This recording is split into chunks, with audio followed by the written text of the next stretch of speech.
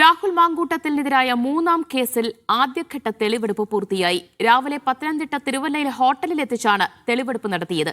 20 മിനിറ്റിനുള്ളിൽ തെളിവെടുപ്പ് പൂർത്തിയാക്കി അന്വേഷണ സംഘം മടങ്ങി.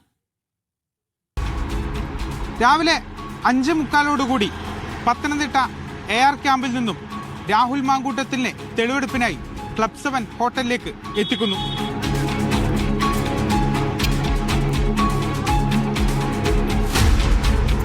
വൻ പോലീസ് സുരക്ഷയിലാണ് രാഹുൽ മാങ്കൂട്ടത്തിനെ തെളിവെടുപ്പിനായി തിരുവല്ലയിലെ ക്ലബ് 7 ഹോട്ടലിലേക്ക് രാവിലെ 6:30 എത്തിച്ചത്. പോലീസ് രാഹുലിന് സുരക്ഷാ വലയം തീർത്തു. തുടർന്ന് 3-ാം നിലയിലെ 408-ാം നമ്പർ മുറിയിലേക്ക് കൊണ്ടുപോയി തെളിവെടുപ്പ് ആരംഭിച്ചു. 20 മിനിറ്റിന് ശേഷം രാഹുലിനെയും കൊണ്ട് സംഘം തിരിച്ച് താഴേക്ക്. പ്രദർശന വസ്തുവാക്കുകയാണോ എന്ന രാഹുലിനോട് മാധ്യമപ്രവർത്തകരുടെ ചോദ്യത്തിന് മറുപടി ചിരി മാത്രം.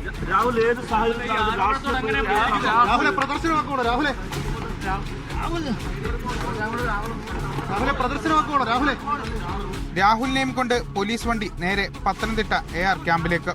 കസ്റ്റഡി കാലാവധി നാളെ അവസാനിക്കാനിരിക്കെ രാഹുലിനെതിരെ പരമാവധി തെളിവ് ശേഖരിക്കാനുള്ള ഒരുക്കത്തിലാണ് പോലീസ്. അതിന്റെ ഭാഗമായാണ് അതിരാവിലെ തന്നെ ക്ലബ് 7 ഹോട്ടലിലെത്തി തെളിവുകൾ ശേഖരിച്ചത്. ക്യാമറ പേഴ്സൺ ലേഷ് കാഞ്ഞിക്കാവിനൊപ്പം ഫൈസൽ അസീസ്, മീഡിയ 1 പത്തനംതിട്ട.